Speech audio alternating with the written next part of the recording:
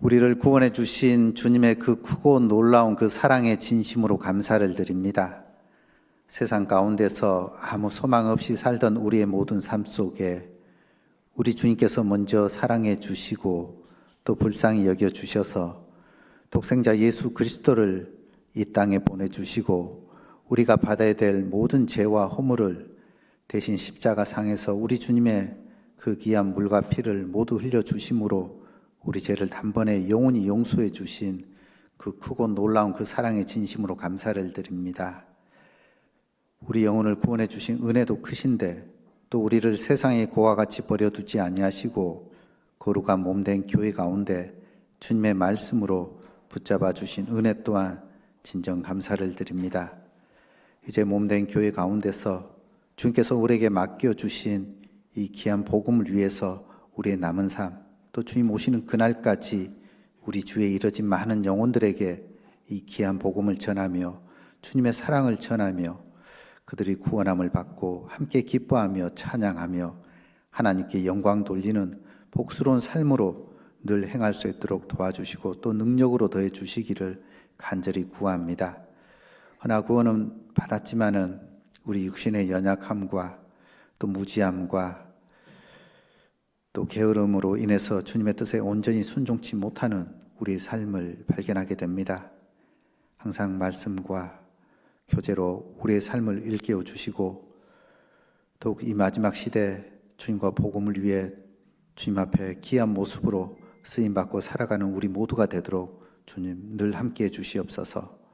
이 시간도 주일을 맞이해서 하나님의 귀한 말씀 앞에 우리의 마음과 또 우리의 발걸음을 인도해 주신 은혜 또한 진정 감사를 드립니다. 함께해 주셔서 마땅히 알아야 되고 또 마땅히 깨달아야 될 부분들 깨닫게 해주셔서 주님의 이름으로 합당한 삶을 우리가 살아갈 수 있도록 또한 인도해 주시옵소서. 이 시간 마땅히 함께 해야 하지만 함께하지 못한 우리 지체들이 있습니다. 여러 가지 형편과 사정으로 또 건강히 여의치 못해 함께하지 못한 우리 지체들 어디 있든지 주님께서 그 믿음 주장해 주시고 또 건강 회복해 주시며 다음에 귀한 교제 가운데 함께 말씀의 은혜를 나눌 수 있도록 또한 인도해 주시옵소서. 이 시간 모든 시종 오직 주님의 능하신 손길에만 의탁드리며 우리를 항상 사랑하시는 고마우신 예수님 이름으로 기도드렸습니다. 아멘. 기침 소리가 들리는 것 같은데요. 환절기 건강 조심해야 되겠습니다. 자, 이 베드로 후서 3장입니다. 미리 독감 주사 이렇게 맞으시면 좋을 것 같습니다. 베드로 후서 3장 8절부터 18절 말씀 끝까지입니다. 신약 386페이지.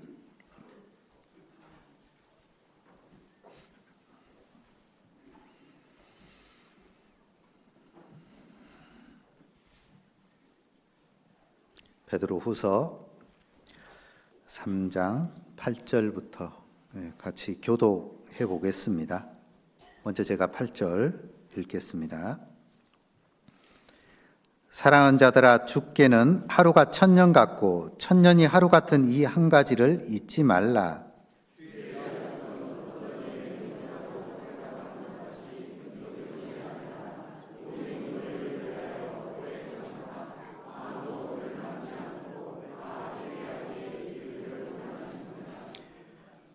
그러나 주의 날이 도적같이 오리니 그날에는 하늘이 큰 소리로 떠나가고 체질이 뜨거운 불에 풀어지고 땅과 그 중에 있는 모든 일이 드러나리로다.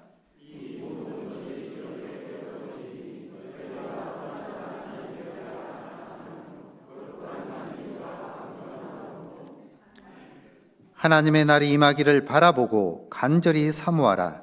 그날에 하늘이 불에 타서 풀어지고 체질이 뜨거운 불에 녹아지려니와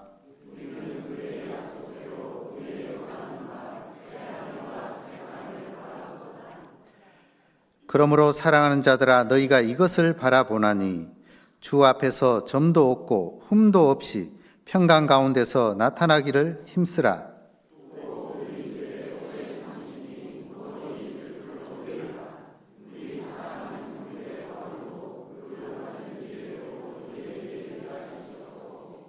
또 그 모든 편지에도 이런 일에 관하여 말하였으되 그 중에 알기 어려운 것이 더러 있으니 무식한 자들과 굳세지 못한 자들이 다른 성경과 같이 그것도 억지로 풀다가 스스로 멸망에 이르느니라.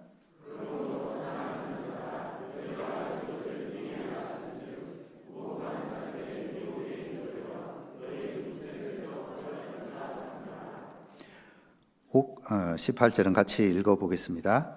오직 우리 주 곧 구주 예수 그리스도의 은혜와 저를 아는 지식에서 자라가라.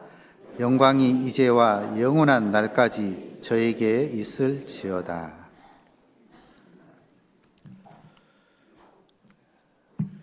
우리 신앙의 3대 덕목 하면은 잘 알고 계시죠? 믿음, 또 소망, 사랑. 우리 신앙의 3대 덕목입니다. 그 가운데 믿음의 사도 하면은 누구죠? 바로 사도 바울이죠. 그리고 오늘 우리 이 서신을 배우게 되는데요. 바로 소망의 사도 하면 바로 베드로 사도입니다. 그리고 예수의 사랑하는 제자 누구죠? 가장 사랑했던 제자가 바로 요한입니다. 그래서 이 소망의 사도로 불리우는 바로 이 사도 베드로, 그가 기록한 베드로 전서 그리고 베드로 후서. 그래서 이 당시에 극심한 이런 고난과 핍박, 그런 모든 부분들을 바로 소망을 붙잡고 인내하자라는 그 목적으로 베드로 전서 이 서신이 기록되어졌습니다. 그리고 이제 베드로 후서는 18절 말씀 읽었듯이 바로 우리 주님의 그 은혜와 저를 아는 지식에서 자라갈 것을 이렇게 말씀을 해주고 있습니다. 그래서 베드로 전서는 주어진 그 모든 고난들을 소망으로 인내하고, 그리고 후서는 은혜와 저를 아는 지식에서 어떤 정체된 것이 아니죠. 계속 성장해 나아갈 것을 말씀을 해주고 있습니다. 그래서 이 유언과 같은 말씀이라고 할 수 있겠죠. 우리의 신앙이 계속 주님 닮아가는, 즉 우리의 인격이 변화되어지고 실제 우리의 삶이 변화되어지는 그런 부분들을 베드로 후서 이 말씀 가운데 잘 기록을 해주고 있습니다. 그래서 이 3장은 어쩌면 이제 주님 이 재림을 맞이하는 가운데서 우리는 어떠한 모습으로 살아가야 되는지 성도에 대한 자세에 대해서 말씀을 해주고 있는데요. 이런 부분들 잠깐 살펴보고자 합니다. 아마 우리가 주님 재림의 이런 부분을 이렇게 공부하는 이런 부분은 이제 주님 재림의 때가 뭐 다 됐구나 해가지고 세기말적인 이런 어떤 종말론 그런 부분으로 빠지는 어떤 그런 부분들 경계하기 위한 뿐만 아니라 뭐 주님 곧 오시는데 하면서 오히려 더 방탕 또 세상으로 또 치이가는 어떤 그런 부분들 또 경계를 해야 될 거라 여겨집니다. 이럴 때일수록 우린 더 정신 차리고 또 근신하면서 주님의 그 재림을 사모하면서 맡겨주신 그 일들을 우린 잘 감당하며 살아가야 되는 겁니다. 그렇지만 참 우리의 마음이 너무나 쉽게 무뎌지고 또 무감각해지고 세상과 육신으로 치우치는 참 그런 일들을 보게 되는데요. 일깨우지 않으면은 우린 쉽게 그런 어떤 마음을 또 그런 삶을 살아갈 수밖에 없다라고 말할 수 있습니다. 그래서 누가복음 21장 말씀 가운데서도 예수님께서는 그러므로 스스로 조심하라라고 말씀해 주고 있죠. 그렇지 않으면 방탕함과 또 술 취함과 생활의 염려로 너희 마음이 둔하여지고, 그렇죠. 이런 방탕 또 술 취함 생활의 이런 염려, 제일 큰 것이 어쩌면 이 술 취함도 아니고 이 생활의 염려지 않을까 생각되어집니다. 왜냐하면 너무나 지금 또 어려운 시대다. 뭐 이구동성으로 다 이런 말들을 하게 되더라고요. 뭐 코로나보다, 뭐 그러니까 전에 뭐 IMF뿐만 아니라 코로나보다 더 어려운 시대가 현재 우리가 살고 있는 이 시점이라고 말하는데요. 어제도 봉사회장단 잠깐 교제를 해보니까 여기 뭐 요청공단에서도 많은 분들이 이렇게 일자리를 놓고 외지로 나가는 그런 분도 많이 있다고 그러는데요. 그만큼 경기가 안 좋다라는 것이죠. 그렇기 때문에 우리의 마음이 쉽게 이런 생활의 염려에 빠져가지고 그날에 주님께서 덕과 같이 임하게 되는데 우리가 일깨우지 못하며 세상과 육신으로 치우쳐 살아가다 보면은 결국 덕과 같이 임하게 됐을 때 후회하게 되고 또 책망을 받게 되는 겁니다. 그래서 우리의 마음을 일깨우는 것은 너무나 중요합니다. 그 앞에 3장 1절, 2절 제가 다시 한번 읽어보겠습니다. 베드로후서 3장 1절, 2절을 사랑하는 자들아 내가 이제 이 둘째 편지를 너희에게 쓰노니 이 둘로 너희 진실한 마음을 일깨워 생각하게 하여 곧 거룩한 선지자들의 예언한 말씀과 주 되신 구주께서 너희의 사도들로 말미암아 명하신 것을 자 같이 읽어볼까요? 기억하게 하려 하노라. 베드로전서, 베드로후서 전체 이제 8장에 해당되는 말씀이죠. 그래서 저는 이런 말씀들을 잊어버리는 것이 아니고 기억하게 하노라.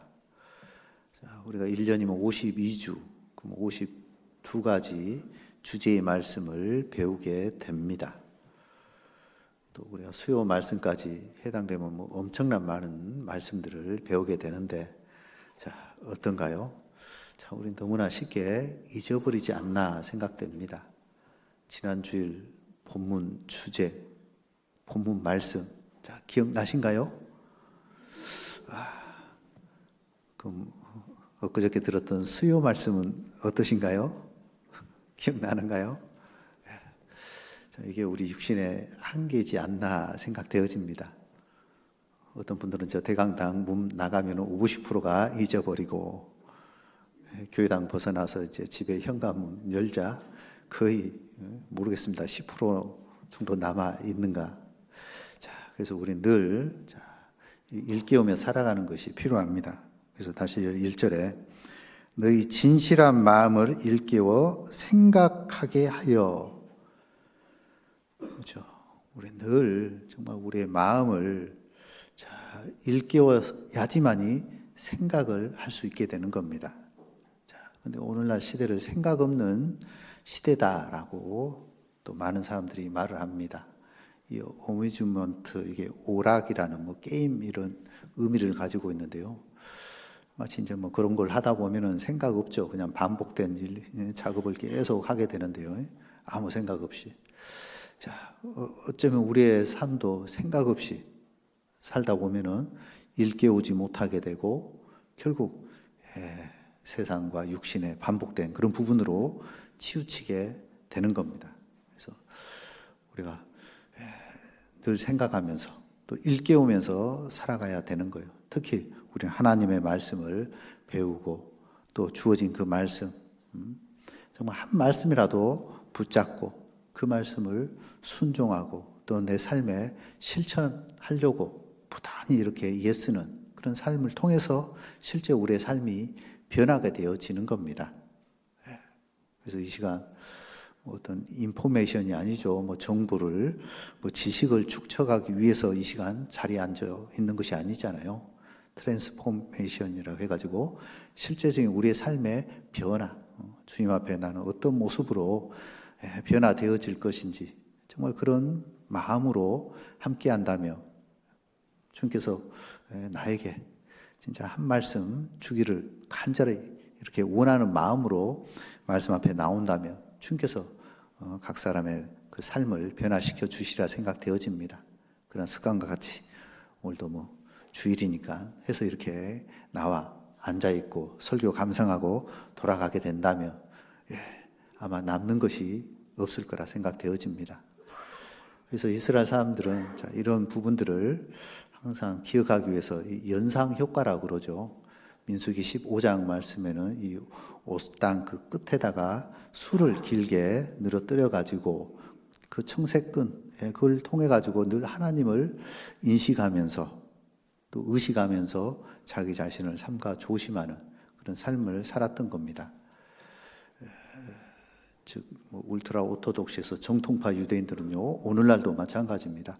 머리에 키파라는 이런 모자를 쓰고 즉 권세 아래 있구나, 나 위에 권세자가 있구나, 하나님이 계시구나, 그걸 항상 인식하면서 이렇게 살아갔고, 또 이제 탈릿이라는 이 겉옷입니다. 그런 걸 통해서 하나님의 그 보호와 다스림, 인도하심 그런 부분들을 인식하고, 또 이제 테필린이라 해서 그 끈을 이렇게 손목에나 또 이마, 이 경구라고 하죠. 그 안에 또 말씀도 있고요.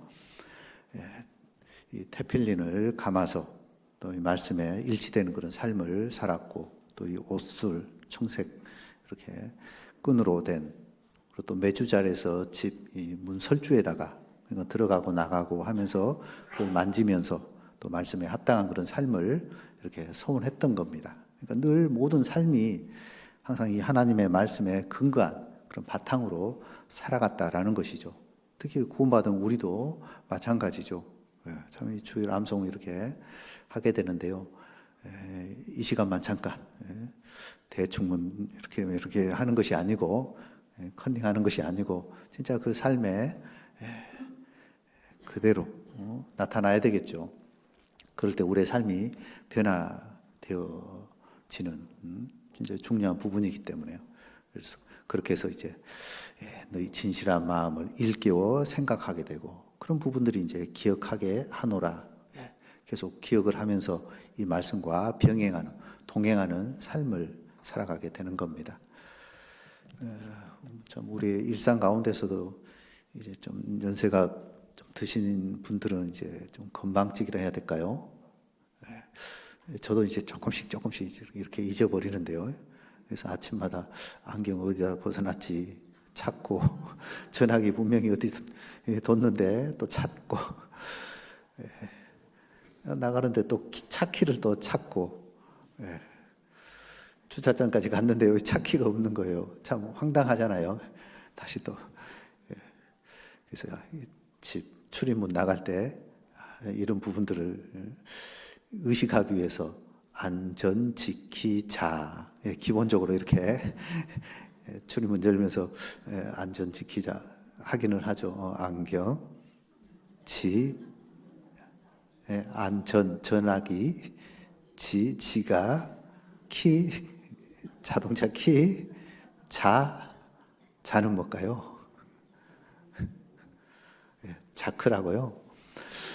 아마 이 가운데 한번 확인해 보십시오. 혹시 나에게도 가끔 이렇게 실수를 하게 되더라고요. 이제 또 두 가지로 해서 손흥민이 좀 뜨고 있는데요. 손펜 해가지고요. 손수건도 좀 챙기고, 필기도구, 펜도 이렇게 준비하게 되는데요. 어쨌든 이제 제 삶의 이런 루틴이라고 해야 될까요? 더욱 중요한 건 어쨌든 이 하나님의 말씀을 우리가 늘 인식하며 살아가는 것은 더더욱 중요합니다. 그래서 이런저런 어떤 상황, 환경 가운데서 어쨌든 우리의 마음을 일깨우고 더 올바른 선택을, 또 구별된 삶을 살아가기 위한 그런 너무나 중요한 방편이다라고 말할 수 있습니다. 자, 다시 8절 넘어가 보겠습니다. 8절부터 제가 읽어보겠습니다. 사랑하는 자들아, 주께는 하루가 천년 같고 천년이 하루 같은 이 한 가지를 잊지 말라. 참 하나님의 시간대와 우리 사람, 인간의 시간대가 너무나 다르다라는 걸 생각해 볼 수 있죠. 자, 이 하루가 천년, 참 오랜 시간이죠. 자, 이런 표현들은 어쨌든 하나님께서 우리를 사랑하시고 인간을 창조하는 목적이 있잖아요. 하나님의 사랑의 짝이고, 그들이 비록 하나님을 저버리고 사단과 짝해가지고 짝짝꿍 해가지고 결국 이제 죄를 짓고 결국 죽어 이제 멸망받는 그게 이제 인간의 운명이지만은 하나님의 사람 창조 목적은 모든 사람이 다 구원받고 진리를 아는데 이르기를 원하시는 것이 하나님의 목적이죠.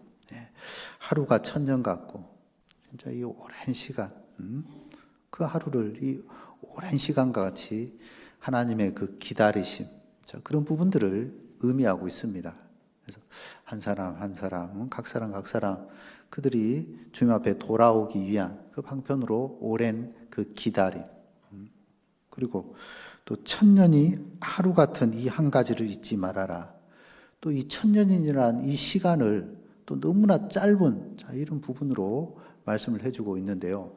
그러니까 지금 당장 주님이 오실 수 있지만은 오시지 않는 것은 우리 주님께서 죽으시고 부활하신 지 2000년이 된 것이 아니고 아직 이틀이 안 됐다. 그런 의미라고 말할 수 있습니다. 이해가 되시죠? 천년이 하루라고 생각했기 때문에 벌써 2000년, 우리 기준으로 볼 때는 2000년이 이제 다 되어 가죠. 뭐 AD 한 30년 생각한다면은 이제 2030년 돼야 이제 만 이틀이 지난 그런 부분이기 때문에 아직 이 일이 아직 안 된 그 시점인 겁니다. 그러니까 자, 이런 표현들이 결국 이 죄인, 하나님께서 각 사람 그 죄인이 구원받고 주님께로 돌아오기 위한 그 하나님의 마음을 설명한다고 이렇게 말을 할 수 있습니다. 그러니까 우리의 시간대, 하나님의 시간대, 이런 부분이 다르죠. 물론 사람도 마찬가지입니다. 저는 개인적으로 이런 찜질방, 더운 이런 부분들은 좀 안 좋아하는데요. 저희 교회 또 그것을 운영하는 형제님이 계시는데요. 그 뜨거운 그쪽에 들어가면은 참 10분 견디기가 쉽지 않거든요. 10분. 근데 느껴지기는 시간은 거의 1시간, 2시간. 진짜 오랜 시간이 느껴지는 겁니다. 그래서 참 지옥의 그런 고통도 어쩌면 그럴 수 있겠다라고 생각이 되어지는데요. 반면에 또 놀이기구 이런 건 참 좋아합니다. 뭐 한 10분 정도 탔지만 뭐 벌써 끝났어. 뭐 1분 만에 이렇게 끝내버리네. 반면에 또 다른 그걸 또 싫어하신 분은 아마 그 시간도 아마 긴 시간으로 느끼게 될 건데요.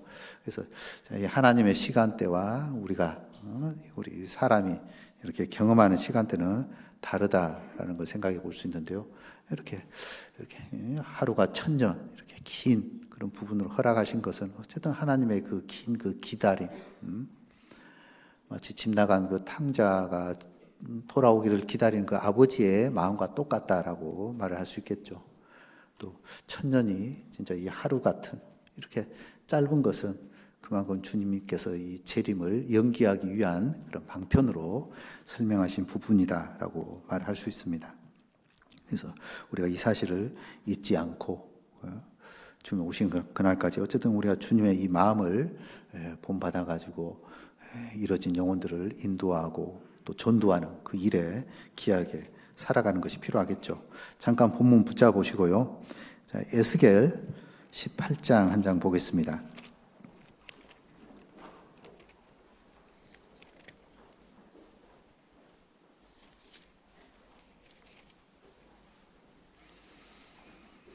구약성경 1175페이지입니다. 에스겔 18장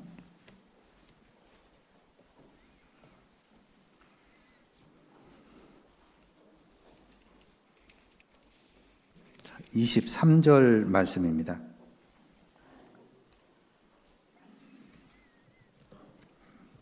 23절 찾으셨으면 같이 읽어보겠습니다. 나 주 여호와가 말하노라. 내가 어찌 악인의 죽는 것을 조금인들 기뻐하랴. 그가 돌이켜 그 길에서 떠나서 사는 것을 어찌 기뻐하지 아니하겠느냐. 그래서 이 악인의 죽는 것을 조금인들 기뻐하랴. 악인들이 심판받고 지옥 가는 거 결코 하나님의 그 계획 가운데서는 없는 것인데, 그러나 결국 그런 일이 주어지는 것은 자기 선택이다라는 것이죠. 하나님은 오래 참고 기다리시지만 끝까지 돌이키지 않는 인간, 자신의 어떤 선택의 그 결과로 이루어지게 되어 있는 겁니다. 그래서 그가 돌이켜 그 길에서 떠나서 사는 그것을 어찌 기뻐하지 아니하시겠느냐. 그래서 하나님은 그 죄 가운데서 돌이켜가지고 하나님 앞에 돌아오는, 구원받는 그런 부분으로 참으로 오래 참고 기다리고 계신다라는 것이죠. 저는 23살 때 이 복음을 이제 어머니의 인도를 통해서 구원을 받게 됐는데요. 참 저를 위해서는 23년을 우리 주님께서 참아 주셨다라는 것이죠. 참으로 감사가 되어지고요. 아마 이 가운데서는 23년이 아닌 50년, 60년, 70년, 70세 이렇게 구원받고 돌아오신 분도 계실 거라 생각되어지는데요. 어쨌든 중요한 건 돌아왔다라는 것이죠. 구원받고 하나님의 이 사랑, 이 은혜 가운데 거한다. 이것이 얼마나 귀한 일이냐. 근데 여전히 세상 가운데서는 돌아오지 않는 그런 많은 영혼들이 있다라는 것이죠. 그래서 그 일을 위해서 우리가 이 땅 가운데 살아가고 있다라는 겁니다. 자, 다시 본문 돌아가 보겠습니다.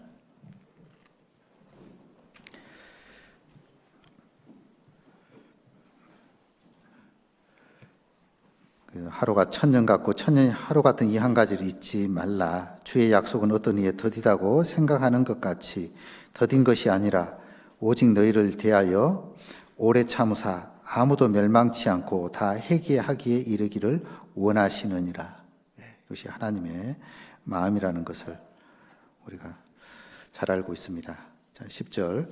그러나 주의 날이 도적같이 오리니 그날에는 하늘이 큰 소리로 떠나가고 체질이 뜨거운 불에 풀어지고 땅과 그 중에 있는 모든 일이 드러나리로다. 결국 이 세상은 하나님의 말씀에 의해서 반드시 심판, 즉 멸망할 수밖에 없는 심판에 대한 당위성이 쭉 기록이 되어 있습니다. 제가 이제 꽉 차면 결국 심판을 하게 되는 것이죠. 노아 시대 때 120년이라는 이 유의 그 기간을 주셨잖아요. 노아는 방주를 예비했고 또 의를 전파한 노아였습니다.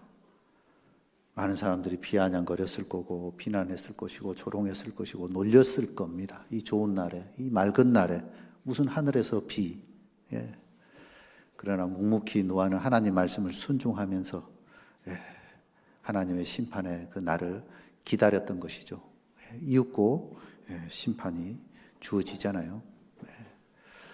자, 오래 참으시지만 영원히 참지 아니하시는 그 하나님, 결국 이 주의 날, 바로 주님의 날입니다. 여호와의 날, 그러니까 주의 날, 여호와의 날, 즉 예수 그리스도는 곧 하나님이심을 의미하고 있죠. 바로 이 말씀에 기록되어 있는 또 야곱의 환난의 때로 이렇게도 표현을 하고 있는데요. 바로 이 세상이 바로 심판받는, 즉 그때 세상, 바로 이 노아 시대죠. 그때 세상은 물의 넘침으로 멸망하였을 때 이제 바로 이 동일한 말씀으로 불사를 위하여 간수하신 바 되었다. 바로 앞으로는 이 불로 이 세상을 심판하실 것을 기록을 해놨잖아요. 이 말씀대로 결국 그대로 이루어지게 되어 있습니다. 그래서 이 주의 날이 도적같이 오리니, 살아가는 가운데 어떻게 좀 도적 맞아본 적 있나요? 저도 한 번 제 일생 가운데 한 번, 그때 이제 전세금 빼가지고 다른 집으로 이사 가기 위한 제 양복 주머니에 전세금이 있었습니다. 와, 어떻게 돈 냄새를 맡고 들어왔는지. 밖에 강아지도 키우고 있습니다. 강아지가 아니라 개를 키우고 있었습니다. 그러면 짖어야 되잖아요. 그러려고 밥 주고 재워주고 하는데, 그런데 들어왔을 때 걔도 안 짖었어요. 보일러실 창문을 열고 이렇게 들어왔는데요. 아침에 거실 나가 보니까 소파에 저희 자매 지갑이, 보니까 뭐 빈 지갑이 이렇게 있더라고요. 뭐 이렇게 지갑이 있지. 아차차 순간 다녀갔구나. 그래서 제 주머니를 살펴보니까 하나님 감사합니다. 오히려 감사가 됐습니다. 이건 손 안 댔더라고요. 그러니까 이렇게 갑자기 오듯이 주의 날이 도적같이 무슨 의미인지 아시겠죠? 진짜 우리가 깨어있지 않으면은 결국 실수할 수밖에 없습니다. 당황할 수밖에 없는 겁니다. 그러니까 준비하고 살아가야 되는 거예요. 둔한, 무뎌진 그런 마음이 아니고 민감한, 먼 하늘 이상한 구름만 봐도 그렇죠. 저게 무슨 신호지? 분명히 또 주님의 곧 오실 거라는 사인이구나. 깨어 있어야 되겠구나. 그러는 부분에 우리가 민감하게 살아가야 되죠. 그렇지 않으면 당하게 되어 있습니다. 그래서 주의 날이 도적같이 온다라고 말씀을 해주고 있잖아요. 그럴 때 이제 그날에 하늘이 큰 소리로 떠나가고 체질이 뜨거운 불에 풀어지고 땅과 그 중에 있는 모든 일이 드러나리로다. 그래서 1번 그 밑에 나눠주에는 타질이라.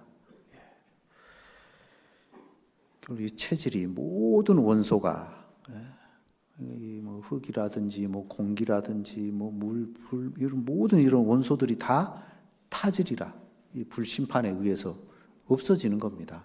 즉 천지는 없어지겠으나 마태복음 24장 말씀에도 천지는 없어지겠으나 내 말은 없어지지 아니하리라. 율법에 누가복음 16장에서도 율법의 한 획이 떨어짐보다 천지가 없어짐이 더 쉬우니라. 그렇죠? 하나님 말씀 그 1점 그 1획도 절대로 안 떨어진다. 변하지 않는다. 그러니까 주님께서 이 재림에 대한 이 말씀 또한 결코 뭐 변개되거나 그런 말씀이 아니다. 반드시 이루어진 것을 오히려 이 천지가 없어짐이 더 쉽다라는 것이죠. 결국 말씀대로 이 세상은 하나님의 이 불로서 결국은 없어지는 겁니다. 근데 우리가 이 땅 가운데 뭐 천년 만년 살 것 같이 소망을 두고 살아간다면 잘못된 그런 부분이다라는 것이죠. 진짜 어쨌든 이 세상은 이제 장망성과 같이 파국으로 치우칠 수밖에 없는 겁니다. 결국 멸망이다라는 것이죠. 지금 뭐 트럼프발 이런 뭐 어떤 관세 전쟁이라고 표현을 하는데요. 뭐 우리 그 2차 세계대전 그 전에도 세계대 공황이 있었고 이런 공황들이 다 관세로 인한 여파라고 말을 하잖아요. 지금이 그때 그런 현상들을 그대로 지금 답습하고 있는 겁니다. 그래서 결국은 어쩌면 이제 이런 전쟁도 피할 수 없는 그런 결국 선택할 수밖에 없는 그런 길이다라고 말할 수 있습니다. 그래서 곳곳에 진짜 이 핵이죠. 이런 무기들이 만들어지고 준비되어지고 그 왜 만들까요? 결국 이 마지막 때 다 써먹으려고 그러는 거죠. 그래서 성경을 믿는 사람들 이 말씀을 알고 있기 때문에요. 지하에다가 이 방공호죠. 지하 벙커를 준비를 해가지고 거기서 이제 이런 핵이 났을 때 피하고 또 살아가려고 준비를 하게 되는데 그걸 위해서 또 엄청난 돈을 또 들여가지고 준비하는데 참 왜 그런지 모르겠어요. 구원받으면 너무 쉬운데 구원받으면 그런 거 준비 안 해도 되잖아요. 주님 오실 때 틀림 받게 되고 그 다음에 환난 이제 전무후무한 환난입니다. 거기 이제 참여하게 되고 이제 방공을 통해 가지고 이제 겨우 살아남았다 해도요 천년왕국 들어가면 이사야 65장에서도 백세 난 자가 아이겠고 백세 되지 못해서 죽는 자가 결국 하나님 앞에 이 저주받는 자라고 말씀을 해주고 있잖아요. 그러니까 결국 백세 되면은 결국 다 죽게 되어 있습니다. 우리는 그곳에서 천년왕국에서 천년 동안 왕노릇하는 그런 부분으로 바뀌게 되죠. 그러니까 이 세상은 결국 불로 심판받을 수밖에 없는 그런 부분들, 심판에 대한 그 당위성을 쭉 말씀을 해주고 있는 겁니다. 자, 그래서 11절입니다. 11절에 이 모든 것이 이렇게 풀어지리니, 그러니까 타지리니, 불탈 것을 말씀해 주고 있죠. 너희가 어떠한 사람이 되어야 마땅하뇨. 그래서 이 모든 것이 이렇게 다 풀어진다. 이 모든 말씀들이 다 또 응할 것이고 또 성취되어질 것이다. 그렇기 때문에 어떠한 사람이 되어야 마땅하뇨. 우리 주님 앞에 어떤 사람, 어떤 모습으로 살아가야 되느냐. 설마 우리 시대에 오겠어. 그런 마음으로 살아가면 안 된다라는 것이죠. 마태복음 25장에서 열 처녀에 대한 비유가 쭉 기록되어 있잖아요. 슬기로운 5 처녀. 그들은 기름과 또 등을 가지고 있었죠. 그러나 미련한 5 처녀는 등만 가지고 있었던 겁니다. 기름이 준비되어 있지 않았다라는 겁니다. 신랑이 더디 오므로 인해 가지고 결국 10명의 처녀들이 다 졸며 자는, 어쩌면 이 마지막 시대 주님이 조금 늦게 오신다라는 그런 생각 때문에 자고 있는, 졸고 있는, 우리 일깨워야 됩니다. 잠자는 자에 깨어서 죽은 자들 가운데서 일어나라. 에베소 5장 말씀 가운데서도 죽은 자, 세상 구원받지 않는 그런 사람들 가운데 우리는 깨어 있어야죠. 일깨워야 되는 겁니다. 그래서 너희가 어떠한 사람이 되어야 마땅하뇨. 준비하지 못한다면은 결국 당하게 될 것이고, 그날에 아마 후회하게 될 것이고 또 책망을 받게 되는 겁니다. 자, 요한계시록 1장 한 장 볼까요?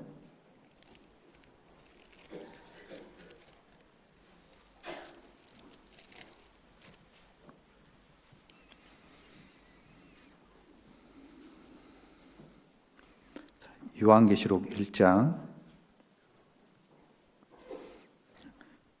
7절 말씀입니다. 7절 말씀 같이 읽어보겠습니다. 볼지어다 구름을 타고 오시리라. 각인의 눈이 그를 보겠고 그를 찌른 자들도 볼 터이요 땅에 있는 모든 족속이 그를 인하여 애곡하리니 그러하리라. 아멘. 우리 주님 구름 타고 오시리라. 그래서 각 사람 각인의 눈이 그를 보겠고, 우리 주님 오실 때 본다라는 거죠. 그를 찌른 자들도 볼 터이요. 바로 유대인들이죠. 예수님을 찌른 배척한 그 유대인들도 결국 보게 될 것이고, 그래서 땅에 있는 모든 족속이 그를 인하여 애곡하리니, 모든 족속이, 그러니까 예수 그리스도를 영접하지 못하고 뭐 다른 우상을 믿는다든지 또 아예 믿지 않고 세상 육신으로 치에 살아가는 그 모든 사람에게 해당되겠죠. 애곡하리니, 통곡할 수밖에 없을 겁니다. 왜 그때? 아마 전도의 기회가 주어졌을 거예요. 그때 받아들이지 않고 배척하고, 결국 심판의 이유는 로마서 2장 4절과 같이요. 다만 내 고집과 해기치 않는 그 마음 때문에 하나님의 진노, 심판을 피할 수 없는 것이잖아요. 분명히 누구에게나 다 믿을 수 있도록 이 성경은 전 세계에 다 보급되어져 있잖아요. 구원받을 수 있는 그런 기회가 주어졌지만은 그들 스스로 자신의 어떤 고집과 해개치 않는 그런 마음으로 인해서 결국 심판을 받게 되고 그날에 결국 애곡을 하게 되는 겁니다. 자, 중요한 우리 구원받은 그리스도. 그럼 우리는 어떠한 사람이 되어야 마땅하뇨? 그래서 그날에 주님 앞에 딱 섰을 때 아마 2 종류의 이런 모습으로 서리라 생각되어집니다. 2가지 반응을 보일 수밖에 없겠죠. 주님이 딱 오셨을 때, 벌써 오셨습니까? 왜 이제야 오셨습니까? 아마 이 2 말이라고 생각되어지는데요. 자, 벌써 오셨습니까? 자, 이 말 의미 가운데서도 또 두 가지 이런 의미가 담겨 있습니다. 자, 벌써 오셨습니까? 생각보다 빨리 왔다라는 것이죠. 구원 받았지만은 이번에 50평대 아파트 분양받아가지고 입주한 지 얼마 안 됐는데 세상에 오신 거예요. 좀 더 살아봐야 되는데 아쉬운 거죠. 이번에 세단 새로 자동차를 뽑았는데 좀 타봐야 되는데 이제 타보지도 못하고 주님 오신 겁니다. 벌써 오셨습니까? 지금 또 김장철이죠. 김장, 제가 금방 담았는데 좀 먹어보고 이렇게 오시지 벌써 오셨습니까?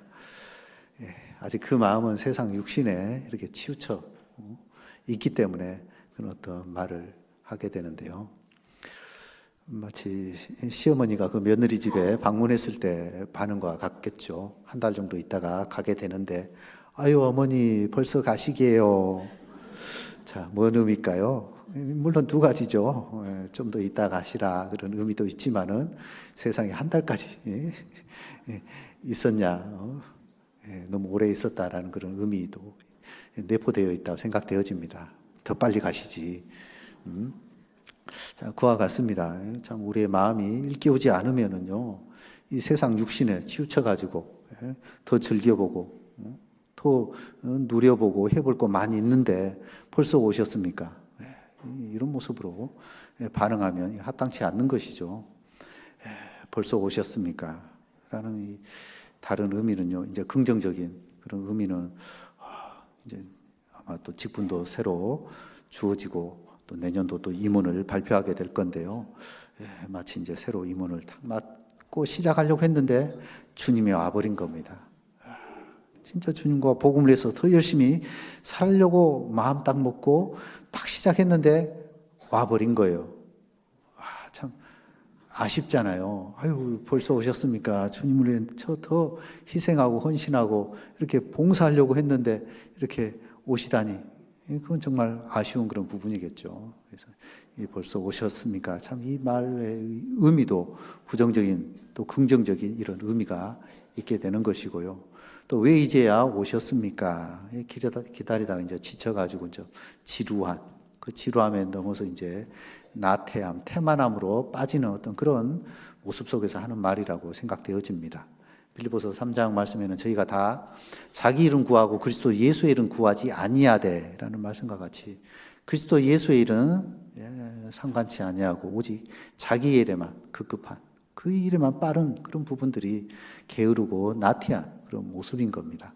여호와의 일에 태만히 하는 전 저주를 받을지어다라고 말씀하고 있듯이 주님의 일에 그 태만히 하면서 자기 일에만 이렇게 급하게 하는 사람들, 그래서 이제 지루하게 보내는 그 사람들 가운데서 하는 그 변명이 왜 이제 오셨습니까? 하는 그런 부분도 있는가 반면에 또 정말 이 주님의 일에 고난받고 핍박받고 이 고난의 터널이 정말 이 오래되면은 빨리 주님 왔으면 좋겠다 하는 그런 마음도 간절한 저 역시도 우리 목사님도 이렇게 가끔 설명하죠. 빨리 이렇게 주님 왔으면 이왕 오는 거 산채로 죽어서 주님 만나는 것도 영광이겠지만 살아서 우리 주님을 만나는 건 정말 더 기쁜 일이죠. 그래서 빨리 오기를 고대하는 그런 부분인데요. 자, 이 고난의 이런 부분들, 핍박이 이렇게 극심하게 된다면은 주님, 왜 이제 오셨습니까? 이 더디 오는 그런 부분에 또 이런 말을 또 할 수 있으리라 생각되어집니다. 그래서 우리가 이왕 빨리 왜 이렇게 빨리 왔습니까? 라는 것은 우리가 주님의 일에 진짜 할 일이 더 많이 있는데 그 일을 우리가 제대로 못하고 아직 구원받아야 될 그 영혼들이 너무나 많이 있는데 그 일을 우리가 제대로 하지 못했을 때 왜 이렇게 빨리 오셨습니까? 또 왜 이제야 오셨습니까? 진짜 우리가 주님의 일에 고난받고 핍박받고 이런 부분에 있어서 주님의 이 재림을 기다리고 사모하는 이런 부분으로 살아갔을 때가 정말 합당한 그런 모습이지 않나 생각되어집니다. 자, 데살로니가 후서 3장 한 장 보겠습니다.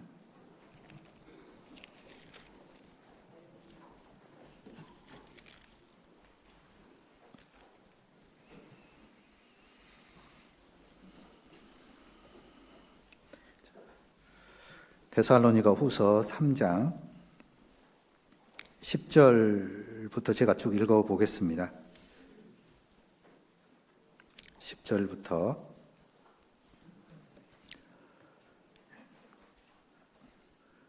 335페이지입니다.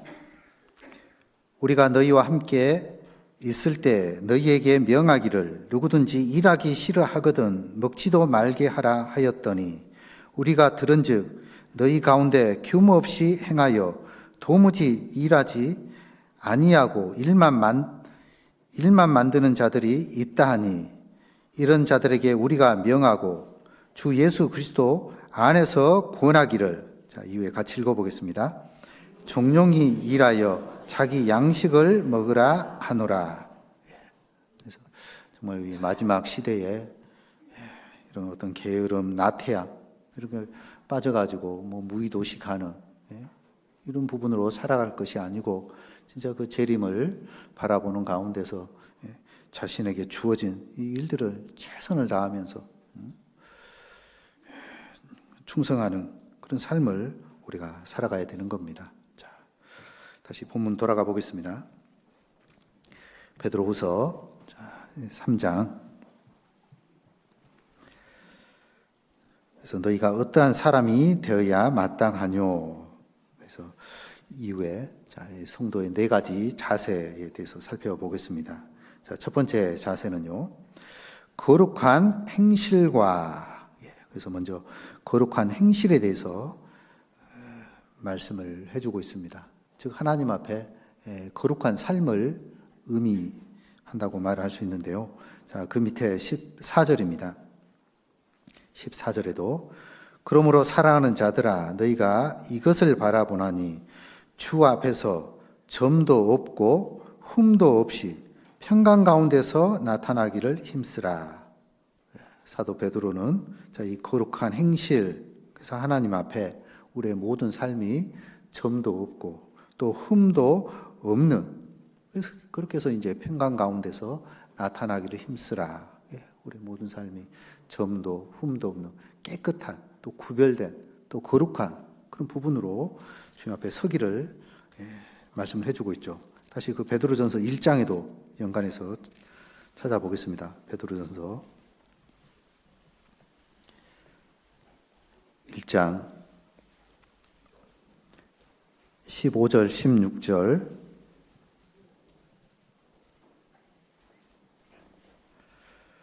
15절 16절 이 말씀은 같이 읽어보겠습니다. 오직 너희를 부르신 거룩한 자처럼 너희도 모든 행실에 거룩한 자가 되라. 기록하였으되 내가 거룩하니 너희도 거룩할지어다 하셨느니라. 우리 주님 그 거룩한 그 속성과 같이 결국 우리를 구원해 주신 목적도 우리 주님과 같이 이 모든 행실에서 거룩한 삶을 살아갈 것을 말씀하고 있습니다.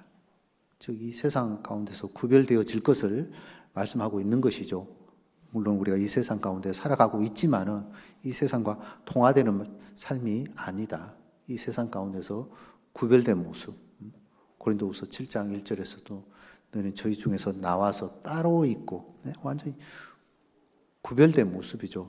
그래서 육과 영의 모든 것에서 거룩한 자가 되라라고 말씀하고 있듯이 육과 영, 진짜 우리 육신 또 우리의 영혼 이 모든 부분에서 영과 혼과 몸이 전 인격이잖아요. 이 모든 부분이 하나님 앞에 섰을 때 깨끗하고 거룩한 또 구별된 그런 모습으로, 그래서 점도 없고 또 에베소 5장에서도 점도 없고 또 흠도 없고 또 주름 잡힌 것이나 또 책망받을 것이 없는 바로 그런 모습으로 설 것을 말씀하고 있습니다. 그래서 점도 없다. 뭐 피부과 이렇게 좀 가시는가 모르겠습니다. 나이 연세가 들면은 자연스럽게 피부에 점도 생기고 이제 기미도 생기고 여러 가지 이렇게 그런 것을 이제 거울 보면은 신경이 많이 쓰이죠. 아, 이거 빼야 되는데 뭐 하나에 10,000원이라고 그러든가 20개 뺐네, 몇 개 뺐네. 이런 걸 뺄 줄 알면서 근데 진짜 내 삶에 이 점이 있는 이런 부분들은 실상 의식하지 못하는 겁니다. 무뎌져 있어요. 또 점도 없고 흠도 없고. 자, 이 자동차 누군가가 흠집을 딱 내놨습니다. 스크래치죠. 흠집 낸 것을 딱 발견했어요. 그럼 당장 의심하죠. 이 자매가 물어보죠. 안 했다고 그러죠. 누가? 그러면 이제 어쨌든 평강이 깨집니다. 그렇죠. 자동차에 스크래치 나면은 세상에 평강이 깨어지는데 내 삶이 이런 죄로 인해서 흠집이 나면은 어떻게 평강이 깨진가요? 역시 또 무뎌지죠. 무감각하게 되죠. 뭐 그러려니 하고 또 당연시 또 하게 되는 겁니다. 그러니까 참 우리가 이 거룩함에 대한 이 인식이 너무나 좀 부족하지 않나 생각됩니다. 또 주름 잡힌 것이 없는 주름. 옷주름은 못 보죠. 다리미로 어떻게 해요? 그냥 대충 그냥 구겨진 채로 입고 다니지는 않을 겁니다. 이렇게 또 귀한 자리 나오면은 다리미질 딱 해가지고 빳빳한 부분으로 저도 하려고 하는데 이상하게 고속도로 2줄, 3줄이 이렇게 나오더라고. 실력이. 어쨌든 주름 없는 그런 부분으로. 근데 참 이 삶의 이 주름은 역시 또 무뎌져 가지고 인식하지 못하고 만만하게 이렇게 별 생각을 못하는. 그래서 참 너무나 참 하나님 앞에 이 거룩함에 대한 이런 부분들에 무뎌지고 있구나. 옛날 우리 여인들 이 진짜 자신의 순결 이런 걸 지키기 위해서 몸에 은장도를 가지고 다녔다고 했는데요. 참 요즘 시대에는 완전히 바뀌었죠. 정조가 어디고 순결이 어디고 초등, 중고등부 이런 학생들만 해도 벌써 그런 부분에서 뭐 다들 뭐 또 동거하고 이제 또 결혼하는 그런 시대 가운데 살아가고 있기 때문에요. 정말 이 거룩함에 대해서는 너무나 동떨어진. 그러나 우리는 진짜 하나님 앞에 이 거룩함을 온전히 이루며 또 지키며 살아가야 되는 겁니다. 그래서 내가 거룩하니 너희도 거룩할지니라. 또 아버지의 온전하신것 같이 너희도 온전하라. 진짜 우리의 인격이 계속적으로 바뀌어져야 되죠. 더욱 깨끗한 모습으로, 거룩한 그런 모습으로 변화되어 가야 되는 겁니다. 그래서 베드로 사도는 이 거룩함과 이 거룩한 행실, 그래서 우리의 마음이 거룩해야 되고 또 실제 우리의 모든 삶이 거룩해야 되는 겁니다. 그래서 너희 빛을 사람 앞에 비추게 하여 저희로 너희 착한 행실을 보고 하늘에 계신 너희 아버지께 영광을 돌리게 하려 함이니라. 구원받았다 하면서 세상에 이런저런 뭐 술집에 다니고 유흥업소에 다니고, 물론 우리 여수교회 식구들은 그런 분 안 계시리라 믿어지지만 우리의 삶이 거룩하지 못한 이런 착한 행실이 되지 못하면 저들은 다 보고 있잖아요. 어떻게 사나 보고 있습니다. 네가 하나님 믿는다고, 예수 믿는다고, 제대로 된 교회 다니고 있다고 지켜보고 있잖아요. 뭐 어떻게 사는지 다 보고 있습니다. 그래서 세상 사람들과 똑같은 모습이라면 그건 전도가 안 되는 거죠. 너나 잘 다니세요. 너나 잘 믿으세요. 그러지. 그 말에 무슨 힘이 있고 무슨 영향력이 있겠습니까? 그래서 우리가 전도하기 위한 방편으로 어쨌든 하나님 앞에 이 거룩한 행실, 이런 부분을 통해 가지고 우리의 이 복음을 전할 수 있게 되는 겁니다. 자, 다시 베드로서 3장입니다. 그래서 하나님 앞에 우리는 이 거룩함을 지키며 살아가야 됩니다. 세상과 동화되는 모습이 아니고 정말 깨끗하고 구별된 그런 모습으로 살아가야 되고, 그 다음에 두 번째가요, 어떤 사람이 되어야 마땅하뇨 거룩한 행실과 그리고 경건함으로. 이 경건함에 대해서 말씀을 해주고 있습니다. 그래서 우리가 이 마지막 시대를 또 하나님 앞에 이 경건함을 이루며 살아가야 됩니다. 그래서 이 경건이 뭐냐? 한문으로 말하면은 이 공경경 또 공경건입니다. 그러니까 한마디로 말하면 하나님을 공경하는 삶이다라는 것이죠. 하나님을 공경한다. 그럼 어떤 모습일까?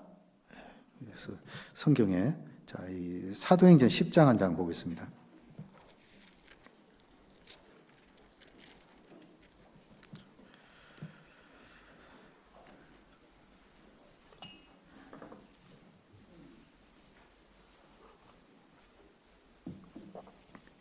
신약성경 203페이지 사도행전 10장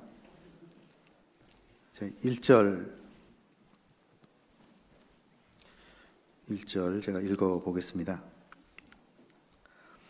가이사라에 고넬료라 하는 사람이 있으니 이달리아데라 하는 군대의 백부장이라.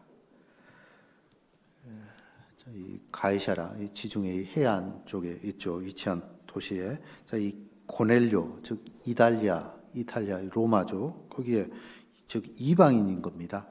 그 군대의 백부장, 100명의 그 군사를 거느리고 있는 사람인데, 자, 그가 어떤 사람인지 2절에 말씀을 해주고 있는데요. 2절은 같이 읽어보겠습니다. 그가 경건하여 온 집으로 더불어 하나님을 경외하며 백성을 많이 구제하고 하나님께 항상 기도하더니. 이방인인 이 백부장 고넬료, 유대인이 아니잖아요. 이방인이었던 그가 세상에 하나님, 그가 이 경건하여, 즉 하나님을 공경하는 그런 삶을 살아가는데, 그 공경한다, 즉 하나님을 경외하고, 그리고 백성을 많이 구제하고, 또 항상 하나님께 기도하는 삶을 살았던 겁니다. 유대인이 아니고 이방인, 이 사람이 하나님을 공경하는 삶을 살았던 거예요. 자, 이런 삶을 통해서 결국 하나님께서 사도 베드로를 이 고넬료 집에 보내게 되죠. 베드로를 통해서 결국 하나님의 복음을 듣고 그와 온 집이 구원함을 받게 됩니다. 하나님의 은혜를 깨닫게 되는 거예요. 얼마나 큰 은총입니까? 자, 그래서 이 경건, 하나님을 공경하는 삶, 경건한다. 아브라함의 그 경외, 독자 이삭을 드림으로 인해서 가지고 이제야 네가 나를 경외하는 줄 알았다라고 말씀하고 있잖아요. 그러니까 하나님을 공경하는, 그러니까 독자 이삭이라도 아끼지 않고 드리는 그런 마음. 그러니까 1번이죠. 1번 하나님 우선주의 최고. 그러니까 정말 우리의 삶 속에서 하나님을 공경하고 있느냐, 저기 경건의 삶을 살아가고 있느냐, 과연 하나님은 내 삶 속에 몇 번인가 한번 생각해 보시면 아마 자식이 1번인 분이 많이 있을 겁니다. 2번은 집에 키우고 있는 강아지나 고양이나 그런 거일 수도 있을 것이고, 3, 4번 이제 남편이나 이렇게 배우자가 될 수 있을 것 같고, 그래서 이제 하나님은 도대체 몇 번일까? 경건이라는 것은 하나님 1번이다라는 것이죠. 그게 하나님을 경외하는 삶인 겁니다. 그리고 또 이 구제하는 일, 또 형제 자매, 또 가난한 그런 분들, 손대접하는 그런 부분으로 힘쓰는 삶의 모습이죠. 그래서 물론 모르게 해야 되겠죠. 오른손이 하는 걸 왼손이 모르는 어떤 그런 부분들, 또 교회를 통해서 이렇게 하는 것이 참 유익한 모습입니다. 이걸 티내면은 마치 그건 자기를 드러내는 그런 모습이기 때문에 어쨌든 교회 가운데 동계 수련회 반드시 참석해야 되는데 회비가 없어서 그걸 못 낸다. 그럼 몰래 교회를 통해서 지원해 주는 거예요. 얼마나 또 유익합니까? 감사하죠. 그런 부분을 통해서 함께 주님의 말씀 가운데 참석하고 또 새해를 같이 다짐하고 계획하고 그래서 더 주님을 위해 열심히 이렇게 살아가는 그런 모습들. 그래서 물질적인 그런 어려움 때문에 신앙에 조금 힘들어하신 그런 분들 모르게 이렇게 지원하고 도와주는 그런 부분이 참 귀한 것이죠. 그래서 이런 부분도 하나님 앞에 이 경건, 하나님을 경외하는 그런 삶의 모습이고, 또 항상 하나님 앞에 기도하는 모습이죠.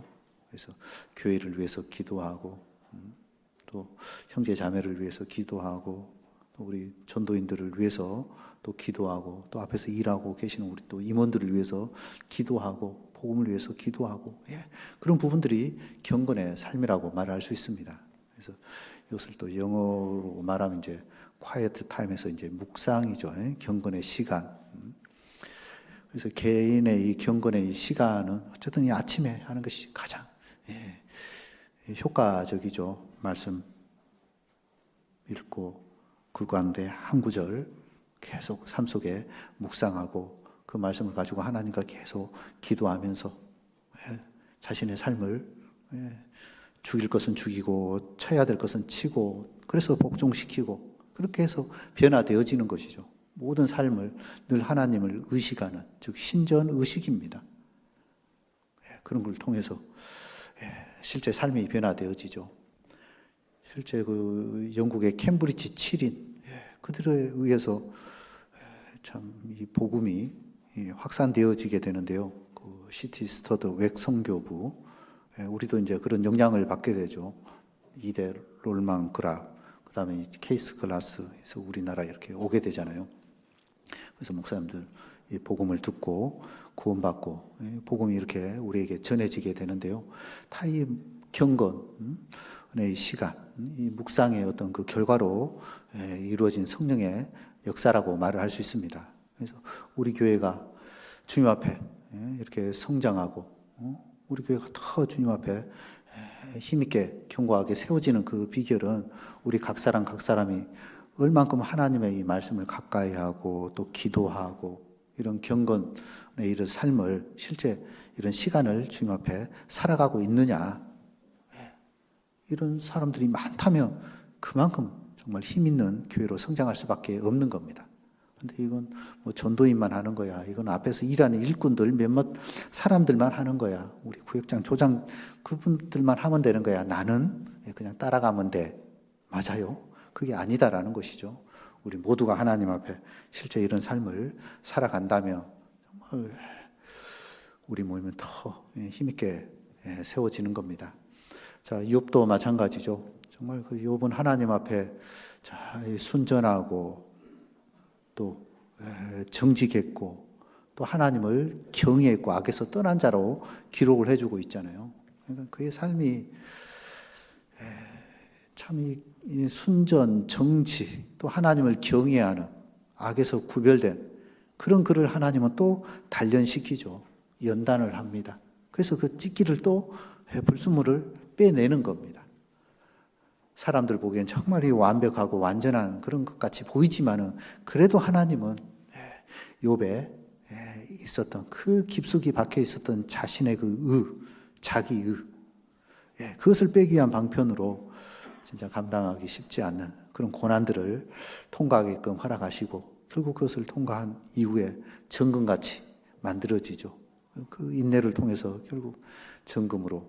그래서 그는 더더욱 이제 순종과 또 정직과 또 하나님을 경외하면서 악에 떠난 그 구별된 그 삶을 살아 갔을 겁니다. 그래서 우리의 모든 삶도 이 경건함과, 그래서 주님 오시는 그날까지 어쨌든 우리는 더욱 깨끗하고 또 우리의 삶을 더욱 경건한, 즉 하나님을 공경하는 그런 부분으로 살아가야 됩니다. 자, 이 말라기 한 장 볼까요? 구약 성경 맨 뒤에 말라기 1장입니다.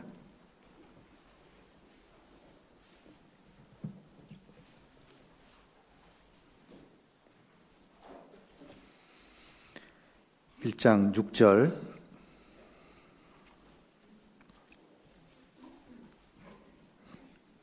제가 읽어보겠습니다. 1327페이지입니다. 말라기 1장. 내 이름을 멸시하는 제사장들아, 나 만군의 여호와가 너희에게 이르기를 아들은 그 아비를, 종은 그 주인을 공경하나니 내가 아비일진대 나를 공경함이 어디 있느냐?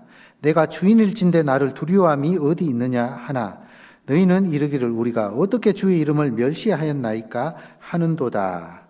그리고 건너가서 8절은 같이 읽어보겠습니다. 만군의 여호와가 이르노라 너희가 눈먼 희생으로 드리는 것이 어찌 악하지 아니하며 저는 것 병는 것으로 드리는 것이 어찌 악하지 아니하냐. 이제 그것을 너희 총독에게 드려보라. 그가 너를 기뻐하겠느냐 너를 간합하겠느냐.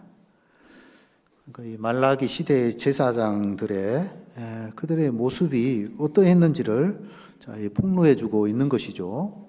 분명히 하나님은 아버지, 분명히 하나님은 또 주인, 그러나 제사장들, 백성이 아닙니다. 하나님을 제일 가까이 섬기고 있는 이 제사장들이 하나님을 아버지로 주인으로 여기지 않았다라는 것이죠. 즉 공경하지 않았다라는 겁니다. 하나님을 두려워하지 않았다는 거예요. 오히려 하나님 앞에 드리는 예물, 제물, 그 제사가 다 눈먼 거, 저는 거, 병든 거, 이런 걸 드렸던 겁니다. 이걸 너희 높은 사람들에게 한번 드려봐라. 귀한 분에게 선물할 때도 어쨌든 제일 값진 거, 맛있는 거, 좋은 거 이런 걸 선물하잖아요. 그런데 하나님 앞에 드려지는 것이 어쩌면 우리의 신앙생활도 왕 같은 제사장이잖아요.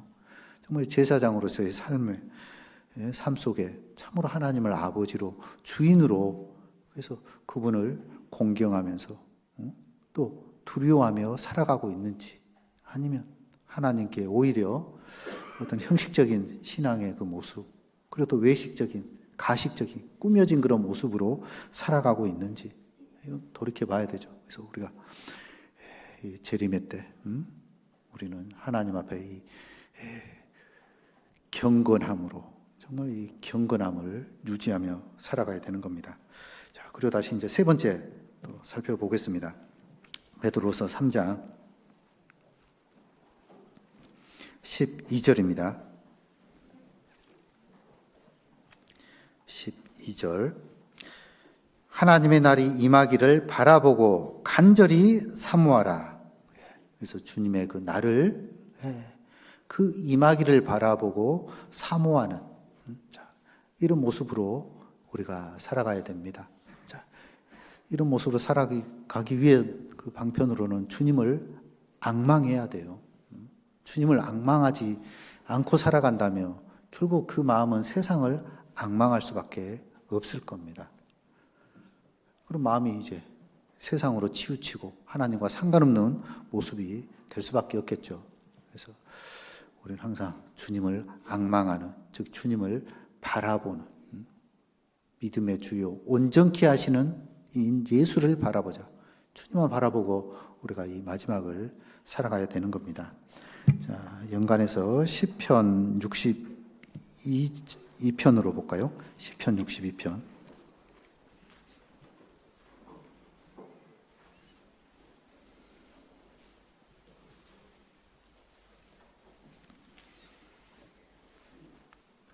(845페이지입니다) 시편 62편 1절 2절 먼저 제가 읽어보겠습니다. 845페이지 시편 62편 1절 나의 영혼이 잠잠히 여호와만 바라미어 나의 구원이 그에게서 나는도다. 오직 저만 나의 반석이시오 나의 구원이시오 나의 산성이시니 내가 크게 요동치 아니하리로다. 다윗은 잠잠히 하나님만 바라보는 신앙, 바로 그 신앙으로 그 모든 삶을 살았다라는 것이죠. 그렇게 될 수밖에 없는 것이 바로 하나님이 어떤 분이냐, 그것을 확실히 알았기 때문에 그게 가능했던 겁니다. 그래서 저만 나의 반석, 그리고 구원, 산성이시기 때문에 우리의 삶도 동일하죠. 오직 주님께서 우리 영혼을 구원해 주셨고 구원해 주신 것으로 끝난 것이 아니잖아요. 그 나라 갈 때까지 우리의 모든 삶을 또 보호해 주십니다. 또 인도해 주십니다. 사단의 어떤 유혹, 그 핍박, 그 가운데서도 능히 이길 수 있는, 승리할 수 있는 그런 또 힘도 주시는 거예요. 능력을 주시는 분인 겁니다. 그러나 믿음이 연약할 때는 다윗도 내가 크게 요동치 아니하리로다. 크게 어쨌든 요동하는 그런 모습이죠. 주님이 어떤 분이라는 것을 알고 있지만은 여전히 믿음의 연약함 속에 있기 때문에 크지는 않지만은 흔들리는 그런 모습이 있지만은 신앙의 어떤 연륜, 그 연수가 쭉 늘어남에 따라서 이런저런 환경, 실제 경험을 통해서 하나님이 도와주시고 그 구원의 그 은혜를 경험했을 때 더 신뢰할 수밖에 없는 것이죠. 사울을 통한 이런저런 도망자 신세가 됐을 때도 엔게디 골짜기라든지 이런 황무지 가운데서도 죽을 수밖에 없는 그런 상황들을 하나님께서 다 피하게 해주시고 오히려 어떤 보복할 수 있는 그런 기회도 하나님께 맡기게 되고 그런 모든 부분들을 하나님을 신뢰했기 때문에 그런 삶을, 그런 행동을 할 수 있었던 겁니다. 그래서 그런 경험들이 실제 이제 요동치 않는 그런 부분으로 바뀌게 되는 거죠. 그래서 7절 말씀 가운데서도 6절 말씀에 같이 읽어볼까요? 오직 저만 나의 반석이시오 나의 구원이시오 나의 산성이시니 내가 요동치 아니하리로다. 우리 신앙도 우리 주님을 아는 만큼 진짜 더 이렇게 견고하고 굳어지는, 즉 흔들리지 않는 그런 모습으로 바뀌게 되는 겁니다. 믿음이 연약하면 흔들릴 수밖에 없는 것이죠. 세상 주어지는 걱정과 염려와 근심과 세상 어떤 풍파 속에서 마치 베드로가 물 위에 걸어오시는 그 예수님을 이렇게 바라보게 되잖아요. 마태복음 14장에 쭉 기록되어 있듯이. 그래서 자기 자신도 주여 나로 걸어서 주님께로 가게 해달라고 했을 때 야 와봐라 오라고 하잖아요. 그때 베드로도 물 위를 걷게 됩니다. 걸어서 주님께로 나아가게 되죠. 그러나 그것도 잠시 잠깐이죠. 이내 바람을 보고 무서워하여 빠져드는지라. 결국 바람을 바라봤던 거예요. 끝까지 주님만 바라봤다며 믿음의 주잖아요. 우리를 온전케 하시는 주잖아요. 그 주님만 바라봤더라면 아마 물 위를 걸어서 결국 주님을 만났을 겁니다. 맞이했을 거예요. 그러나 바람이라는 바로 이 세상에 요동하는 바다 물결과 같은 것이 바로 이 세상인데요. 세상의 여러 가지 풍파로 인해 가지고 환란으로 인해 가지고 우리의 믿음이 연약함으로 인해서 주님 바라보지 못하고 또 흔들리고 믿음이 그 연약함을 고백하게 되는데요. 그럴 때일수록 우리는 다 정말 주님 바라보면서 나아가게 된다면 그 주님이 다윗의 그 하나님이 역시 우리의 하나님이 될 수 있는 거죠. 우리 영혼을 구원해 주셨고 산성 지켜주시잖아요. 또 반석. 그러니까 흔들리지 않는 그런 신앙의 모습으로 바뀌게 되는 겁니다. 그런 부분들이 이제 실제로 승리하는 그런 신앙, 승리하는 간증으로 나타나게 되죠. 그 밑에 8절 말씀, 8절도 같이 읽어보겠습니다. 백성들아 시시로 저를 의지하고 그 앞에 마음을 토하라. 하나님은 우리의 피난처 시로다. 그래서 다윗은 실제 자신이 경험했던 그 부분을 간증하고 있는 겁니다. 그래서 백성들아 시시로 저를 의지해봐라. 그 앞에 마음을 토해봐라. 기도해봐라. 분명히 하나님께서 우리의 그 환난 가운데 피난처시다. 구원해 주시는 구원주시다. 우리 영혼을 구원해 주신 그 하나님이 우리의 생활까지 구원해 주시지 아니하겠느냐. 그 피난처 되신 그 하나님, 그 하나님께로 피해봐라. 의지해봐라. 바라봐라. 앙망해봐라. 그렇죠. 진짜 우리가 믿음이 연약해서 현재 주어진 이런 모든 부분들 진짜 어려워하고 힘들어하고 하지만 진짜 주님만 바라보며 나아간다면은 결국 안 되는 것이 없는 겁니다. 저도 아까 교회 잠깐 건축 얘기를 했지만요. 저희 교회 뭐 능력자 없고요. 저 뭐 슈퍼맨 그런 분 없어요. 다 가난합니다. 익산이라는 지역 그 동네에 큰 기업도 없어요. 제일 괜찮은 기업 하림이라는, 즉 다 팔아서 어쨌든 이 익산이 운영되어지고 있는데요. 농심이라는 곳도 있긴 있는데 조금 있다가 또 이전을 한다고 합니다. 타지로. 그러니까 뭐 동네 수준이 갈수록 이렇게 뭐 일자리 뭐 먹고 살 그런 것이 없어요. 청년들은 갈수록 이제 외부 외지로 이렇게 그래서 인구도 줄어가고 있는 가운데 있고, 그러니까 뭐 경제적 어떤 활동하는 그런 분들도 다 어려운 가운데 이렇게 생활하고 있지만은 중요한 건 믿음이잖아요. 함께 마음을 모으고 뜻을 모으니까 어쨌든 여기에 희생하겠다 그런 분들, 그래서 결국 마음이 좀 하나 되어져서 좀 진행하고 있는데요. 어쩌면 뭐 전국 모든 교회가 비슷하리라 여겨집니다. 이 역수는 뭐 좀 특별한 분 계셔요? 대부분 다 어렵지만은요. 어제 들어보니까 약간의 또 계획을 하고 있는 것 같은데요. 어쨌든 진짜 주어질 때요. 열심히 하십시오. 분명히 하나님께서 도와주시고요. 더 그 이상으로 분명히 갚아주시는 겁니다. 즉 주님만 바라보면서 나간다면 분명히 해주시는 거예요. 그래서 우리는 끝까지 주님 의지하는 가운데서 이 마지막 시대를 살아가야 되고요. 자, 마지막 하나 더 보겠습니다. 베드로후서 3장 17절, 18절 제가 읽어 보겠습니다. 그러므로 사랑하는 자들아, 너희가 이것을 미리 알았은즉 무법한 자들의 미혹에 이끌려 너희 굳센 데서 떨어질까 삼가라. 18절은 같이 읽어보겠습니다. 오직 우리 주 고 구주 예수 그리스도의 은혜와 저를 아는 지식에서 자라가라. 거기까지 읽겠습니다. 그래서 이 17절 후반절에 무법한 자들의 미혹에 이끌려 너희 굳센 데서 떨어질까 삼가라. 그래서 떨어질 것을 삼가고 그리고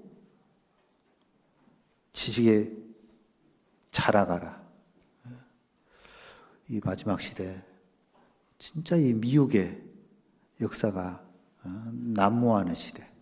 저기 사단이 자기 때가 얼마 남지 않음을 알고요. 진짜 이제 발악 중에 발악을 하고 있는 그런 시대입니다. 자기 때가 얼마 안 남았어요, 진짜. 그러니까 한 종원이라도 안 뺏기려고 구원 받으면은 자기 밖으로 떨어지기 때문에 안 뺏기려고 더 사단이 믿는 자, 구원받은 사람들 속에 역사하는 겁니다. 구원받았으니까 이제 어쩔 수 없지만은 그들이 구원받고 힘있게 살지 못하게끔 그 마음을 세상에 빼앗기게끔 육신에 치우치게끔 그래서 마음을 미혹하게 합니다. 또 교리적으로 미혹된 이런 교리, 잘못된 이런 교리 그런 부분들을 또 주입하는 거예요. 그래서 참 이 말씀 분별력이 없으면요 쉽게 넘어지는 겁니다. 그러니까 이 말씀, 이 분별력을 갖추며 살아가야 돼요. 함부로 듣게 되면요 그냥 넘어지는 겁니다. 그 후에 그 16절에도 여기 무식한 자들과 굳세지 못한 자들이, 그러니까 모르면서 억지로 풀다가 결국 멸망에 이르게 되는데요. 어쨌든 이 성경 말씀 분별력을 갖춰야지만이 옳고 그름, 진리와 거짓, 빛과 어둠 이런 모든 부분을 그래서 구별되어질 수 있게 되는 겁니다. 참 전에 있던 그 교회 가운데 한 형제님이셨는데요. 어쨌든 뭐 구원 간증도 확실하게 하고 했었는데요. 어디서 미혹을 받았는지 엉뚱한 사진을 보냈더라고요. 자기 집에 앞마당에다가 십자가 라카치를 해가지고 십자가 교회를 세워서 참 어떻게 그렇게 또 빠졌는지. 그래서 엉뚱한 교회로 해서 이 교회를 떠나는 그런 분이 있었는데, 그래서 그쪽 담임 목사님 전화 드리고 알고 있었다고 그러더라고요. 그러니까 참 잘못된 그런 말씀을 전하는 곳이 너무나 많이 있습니다. 무분별하게 이렇게 받아들였다가는 결국 어느 마귀가 취해갈지 모르는 거예요. 그래서 이 굳센 데서 떨어질까 삼가라 정신 차려야 되고요. 그래서 우리가 예수 그리스도의 은혜와 저를 아는 지식에서 자라가라. 계속 우리는 이 말씀 안에서 자라가야 됩니다. 우리가 지금 주 안에 거하는 생활 지금 12번째까지 이렇게 배우고 있죠. 아마 또 계속 우리가 더 배우는데요. 주님 안에, 저희 주님 이 말씀 안에, 결국 또 이 몸된 교회 안에, 교제 안에, 그래서 정말 이 말씀에 순종하고 또 모이기를 힘쓰고, 아마 우리 여수교회는 그런 분이 한 분도 안 계시리라 생각되어집니다. 그런 부분으로 했을 때 우리의 신앙이 더 굳건한 모습으로 성장해 나갈 수 있는 거예요. 그래서 나는 이제 됐구나. 그 순간 이제 퇴보할 수밖에 없는 겁니다. 믿음에 실족할 수밖에 없는 거예요. 그래서 우리는 계속적으로 주님 오시는 그날까지 우리의 믿음이 성장하고 계속적으로 또 인격적으로 또 성숙하는 그런 부분으로 자라가야 됩니다. 자, 베드로전서 2장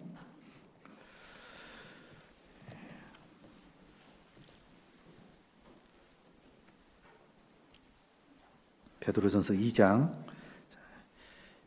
2절 말씀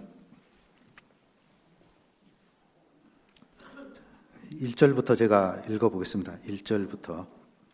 자, 그러므로 모든 악독과 모든 계율과 예식과 시기와 모든 비방하는 말을 버리고 2절은 같이 읽어보겠습니다. 갓난 아이들 같이 순전하고 신령한 젖을 사모하라. 이는 이로 말미암아 너희로 구원에 이르도록 자라게 하려 함이라. 그래서 이런 모든 부분들을 버리고, 그래서 삶 속에 합당치 않는 것, 버릴 것은 버려야 됩니다. 또 끊을 것은 끊어야 되는 거예요. 경주자가 주저리 매달고 경주할 수 없는 겁니다. 진짜 다 버릴 건 버리고 해서 이제 자, 순전하고 신령한 젖을 사모하라.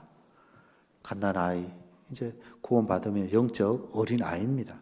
그 아이도 자, 이 하나님의 이 말씀이잖아요. 엄마, 그 젖을 갓난 아이가 먹고 자라듯이 구원받은 그리스도인도 바로 하나님의 이 말씀을 사모하고 이 말씀을 통해서 결국 그 신앙이 자라가는 겁니다.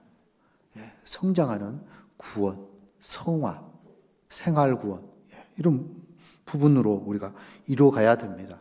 그렇게 했을 때 우리 주님 오셨을 때 이제 이 몸의 구원, 우리 이 낮은 몸이 주님의 몸의 그 형체와 같이 그 영광의 그 몸으로 이렇게 변화되어질 수 있게 되는 것이죠. 그래서 영혼 구원, 또 이 몸의 구속 이것은 다 주님께서 해주시겠지만, 자, 우리 성품 구원, 이 생활 구원, 이 자라가는 것은 자, 우리가 얼만큼 여기에 복종하느냐에 따라서 변화되어지는 겁니다. 그래서 계속적으로 우리는 여호와를 알자, 힘써 여호와를 알자. 우리 주님 알아가야 돼요. 이스라엘 민족 왜 멸망했느냐? 이 백성이 지식이 없으므로 멸망하였도다. 하나님을 아는 지식이 없었기 때문에 멸망을 했던 거예요. 우리도 정말 이 성경적인 이 지식, 이 지식이 단지 머리만 커지고 키만 밝아지고 그건 가분수입니다. 그게 아니고 이걸 배웠으며 실제 우리의 삶이, 생활이 변하고 또 우리의 인격이 변화되어지겠죠. 그런 사람은 정말 겸손한 그런 부분으로 형제보다 자기를 낮추고 남을 더 낮게 여기는, 높게 여기는 그런 부분으로 살아갈 수 있게 되는 거예요. 그래서 말씀 순종하고 또 겸손하고 또 온유하고 그런 부분으로 계속 주님의 인격을 갖추게 되는 겁니다. 그래서 자, 주님 재림을 맞이해서 이 성도의 자세 4가지 오늘 살펴봤습니다. 베드로 사도가 어쨌든 이 진실한 마음을 생각나게, 일깨워서 생각나게 하고 또 기억하게 하려 함이라. 기억해야 됩니다.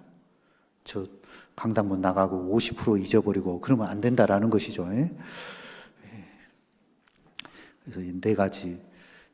첫 번째가 거룩한 행실과 그리고 경건함으로 우리 주님의 임하심을 바라보고 사모해야 되고, 그리고 그 미혹에서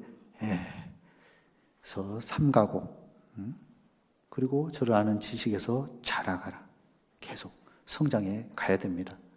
그래서 이제 얼마 남지 않는 25년도 이 한 해 성장이 조금 더뎠다면은 26년도는 이제 더 개인적으로 또 가정적으로 또 교구 또 우리 교회가 더 성장할 수 있는, 양적으로 질적으로 이렇게 성장할 수 있는 우리 모임이 되었으면 좋겠습니다. 그러기 위한 방편으로 동계 수련회 접수하셨죠? 예, 감사합니다. 기도드리겠습니다.